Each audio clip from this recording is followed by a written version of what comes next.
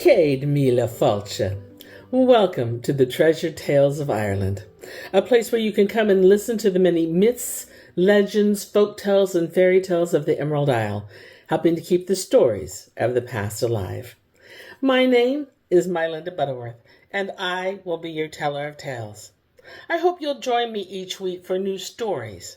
If you enjoy my work, please like, comment, and subscribe so you don't miss an episode.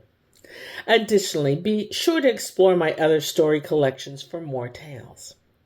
Before we begin, please note that if you're using the closed caption feature of this video, that many Irish names do not sound the way they appear, and we've made every effort to pronounce them correctly. Now, let's get started. Today we continue with the Book of the Fianna, the Battle of the White Strand, with the story of the High King's Son, Part 4 of 5, Episode 37. Then Finn said he would send a challenge himself to Daire Bonn, the king of the great world. But Caoilte asked leave to do that day's fighting himself, and Finn said he would agree to that if he could find enough of men to go with him. And he himself gave him 100 men, and Oisin did the same, and so on with the rest. And he gave out his challenge, and it was the son of the king of the great plain that answered it. And while they were in the heat of the fight, a fleet of ships came into the harbor, and Finn thought they were come to help the foreigners. But Oisin looked at them, and he said, "It is seldom your knowledge fails you, Finn, but those are friends of our own. Fiacra, son of the king of the Fianna of the Bretons, and Daire Bonn, son of king of Tuamachman, with his own people."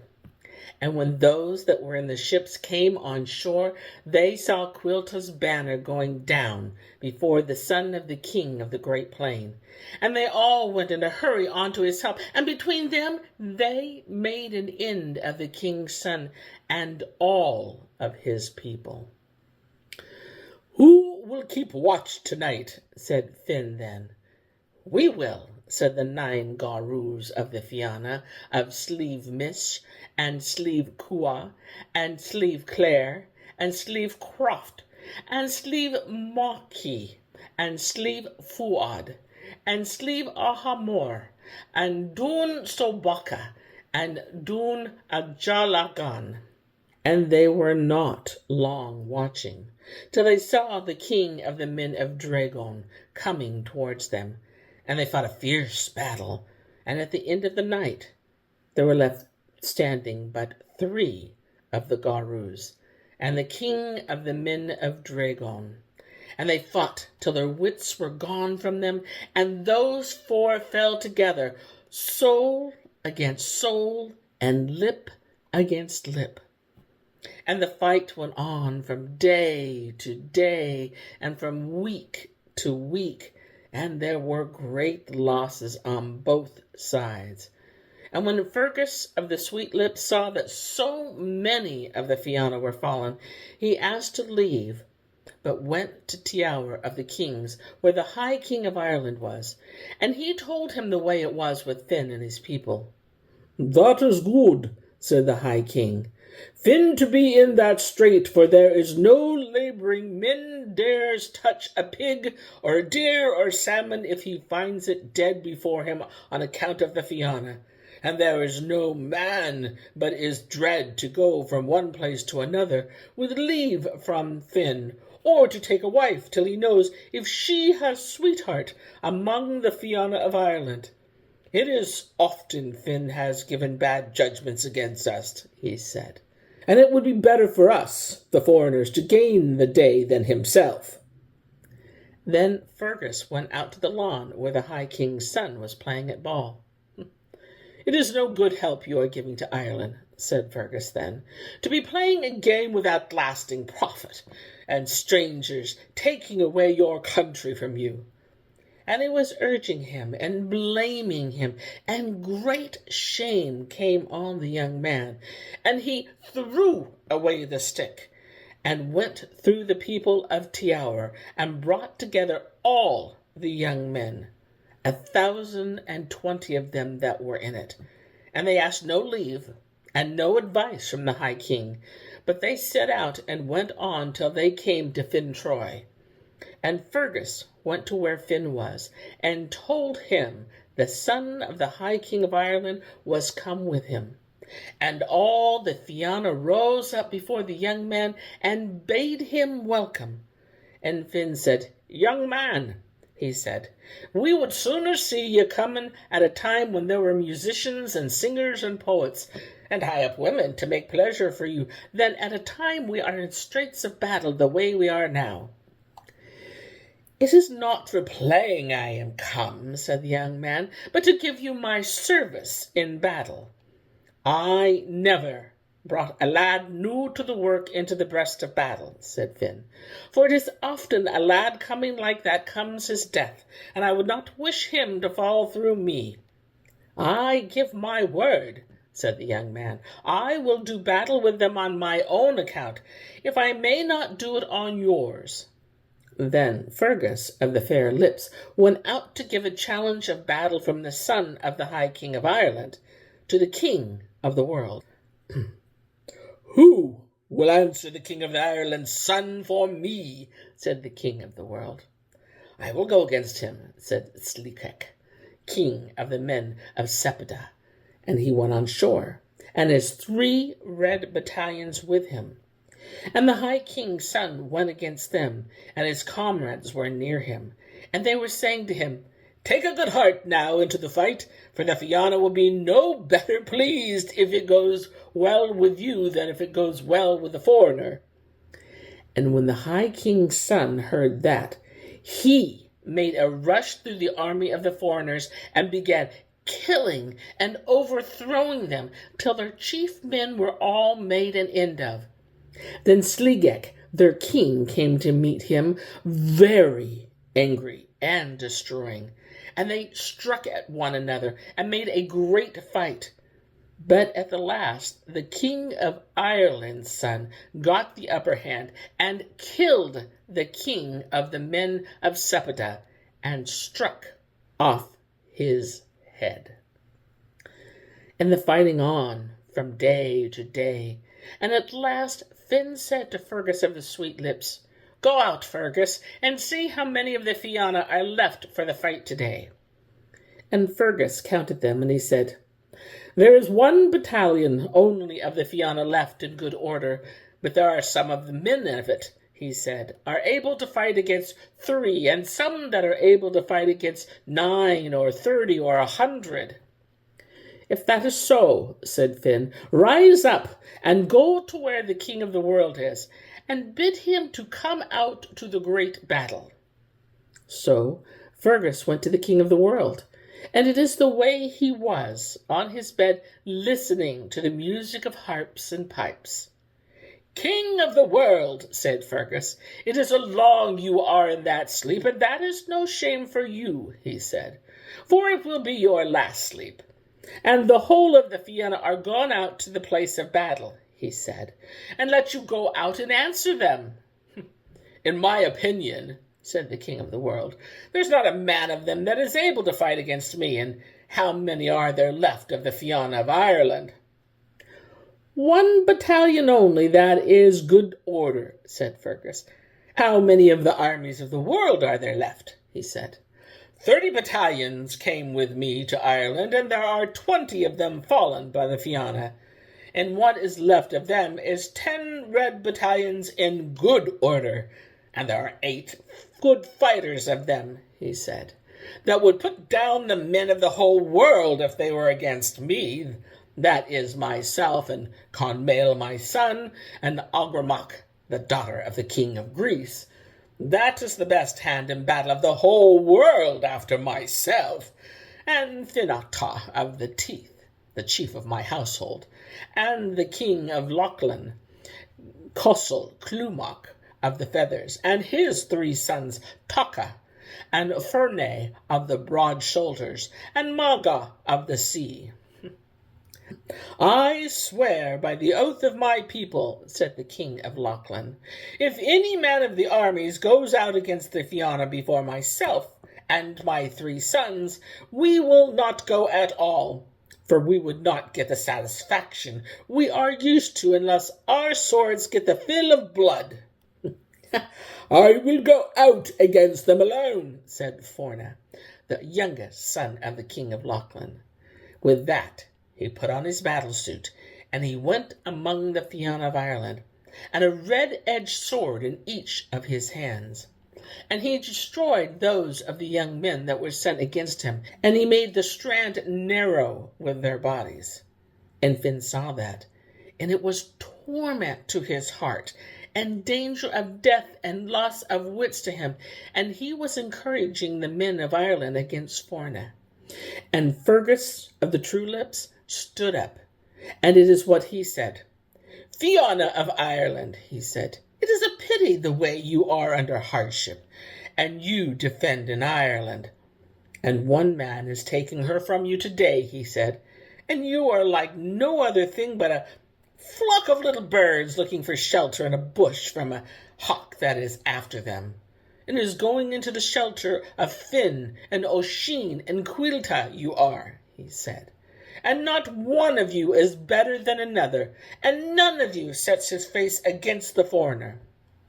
"By my oath," said Oisin, "all that is true, and no one of us tries to do better than another, keeping him off."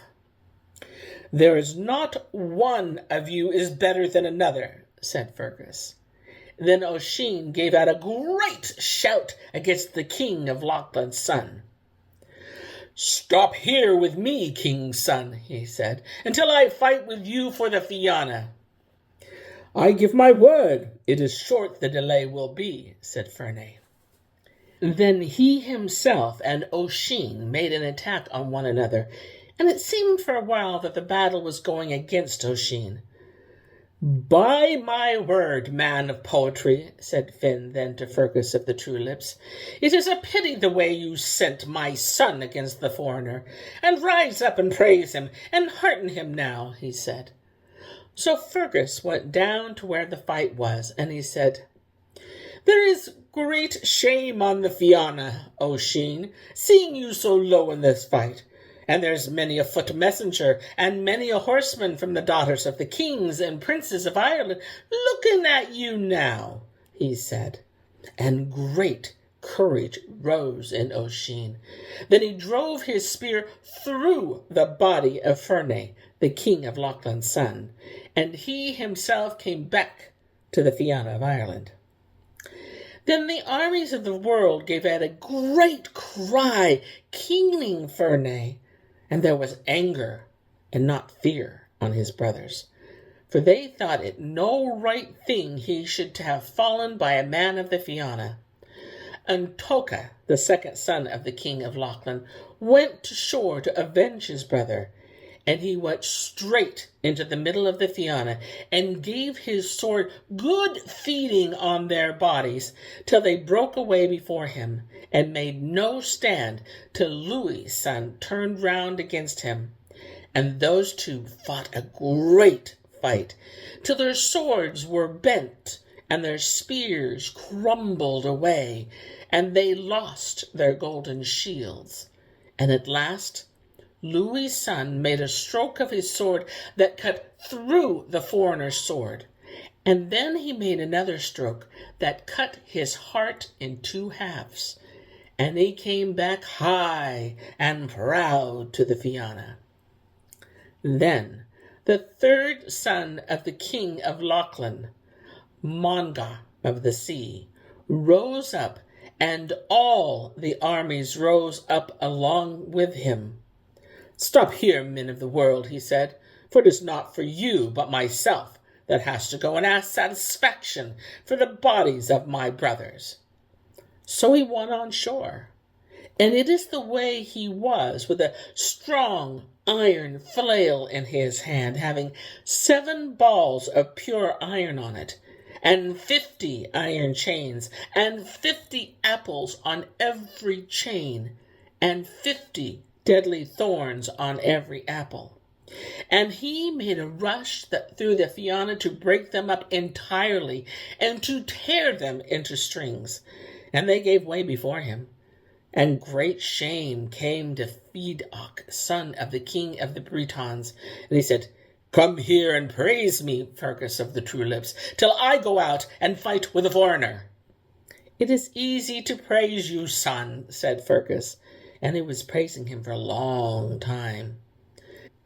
And then the two looked at one another and used fierce, proud words. And then Monga of the sea raised his iron flail and made a great blow at the king of the Breton son. But he made a quick leap to one side and gave him a blow of his sword that cut off his 2 hands at the joint. And he did not stop at that, but made a blow at his middle that cut him into 2 halves. But as he fell, an apple of the flail with its deadly thorns went into Feodoc's comely mouth and through his brain, and it was foot to foot those two fell, and lip to lip. And the next that came to fight on the strand was the king of Lochlin himself, Caoilte of the Feathers. And he came to the battle having his shield on his arm. And it is the way the shield was that was made for him by the smith of Fomor. There were red flames coming from it, and it was put under the sea itself. Not one of its flames would stop blazing. But when he had that shield on his arm, no man could come near him. And there was never such destruction done on the men of Ireland as on that day. For the flames of fire that he sent from his shield went through the bodies of men till they blazed up like splinter of oak that was after hanging through the length of a year in the smoke of a chimney. And any one that would touch the man that was burning would catch fire himself. And every other harm that ever came into Ireland before was small besides this. Then Finn said, "Lift up your hands, Fianna of Ireland, and give 3 shouts of blessing to whoever will hinder this foreigner." And Fianna gave those 3 shouts, and the king of Lochlin gave a great laugh when he heard them. And Drimjarg, grandson of the head of the Fianna of Ulster, was near him, and he had a deadly spear, the Crowjarg, the red-socketed, that came down from one to another of the sons of Rhoda.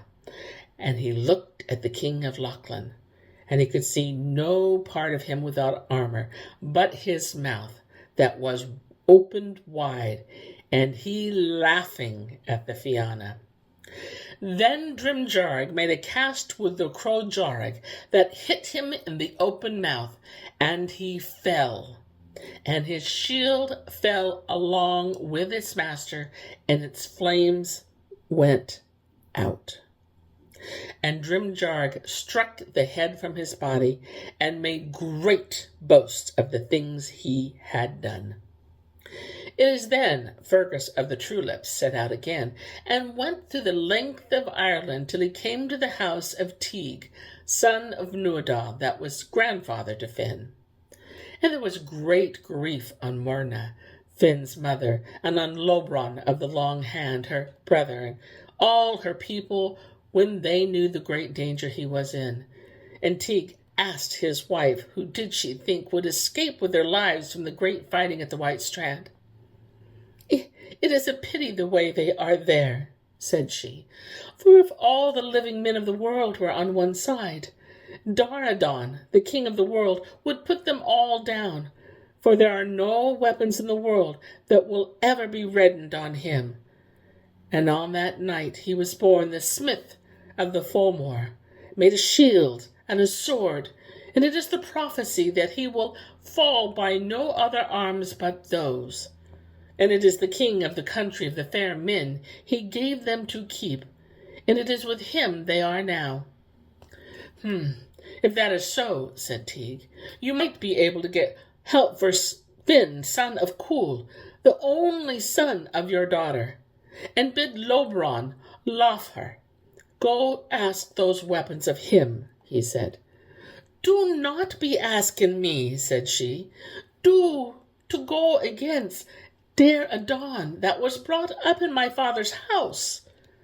But after they talked for a while, they went out on the lawn, and they set Lobron looking for the weapons in the shape of a great eagle. And he went on from sea to sea, till at noon on the morrow he came to the dune of the king of the country of the fair men. And he went in his own shape to the dune and saluted the king. And the king bade him welcome and asked him to stop with him for a while. "There's a thing I want more than that," said Lobron, "for the wife of a champion of the Fianna has given me her love, and I cannot get her without fighting for her, and it is the loan of that sword and that shield you have in your keeping I am come asking now," he said. There are 7 rooms now in the king's house that opened into one another, and on the first door was 1 lock, and on the second 2 locks, and so on the door of the last room that had 7 locks. And it was in that sword and the shield that were made by the smith of Fulmore were kept. And they were brought out and given to Lobron, and stalks of luck were put with them, and they were bound together with shield straps. Then Lobron of the long hand went back across the sea again, and he reached his father's dune between the cocking of the crow and the full light of day, and the weakness of death came upon him. "It is a good message you are after doing, my son," said Teague, "and no one ever went that far in so short a time as yourself."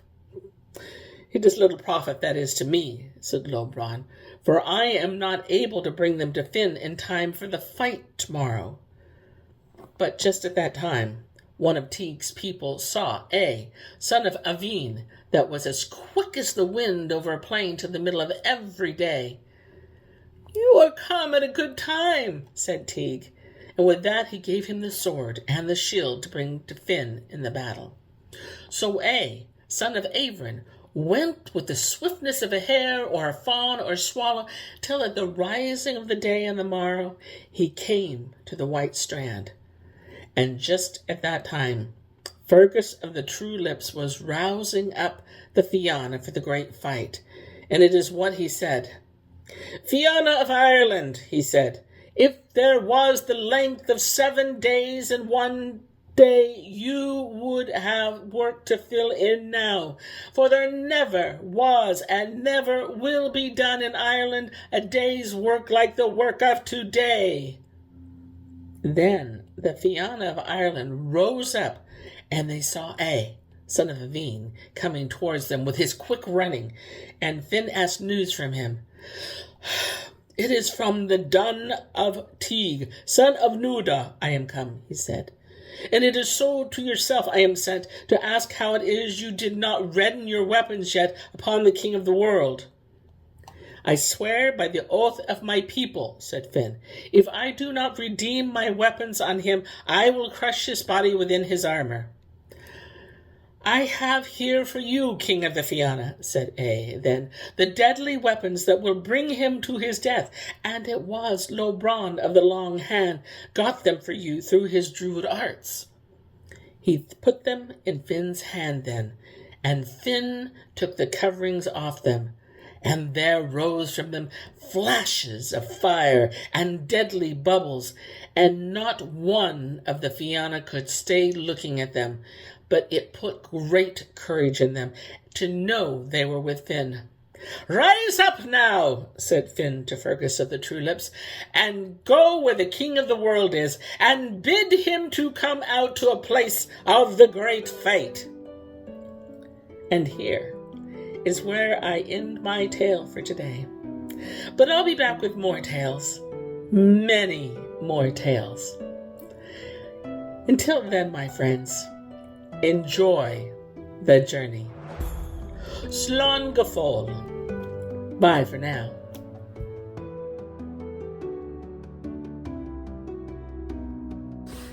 If you enjoyed this story, please give us a thumbs up and comment. It truly helps us.